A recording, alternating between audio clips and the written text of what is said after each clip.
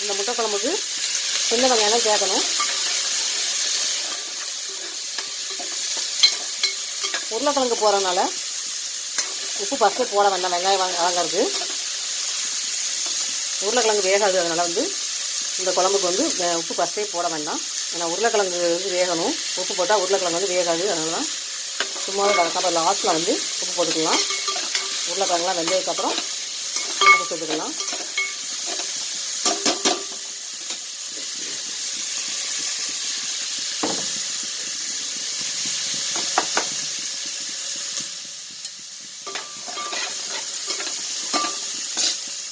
தக்காளி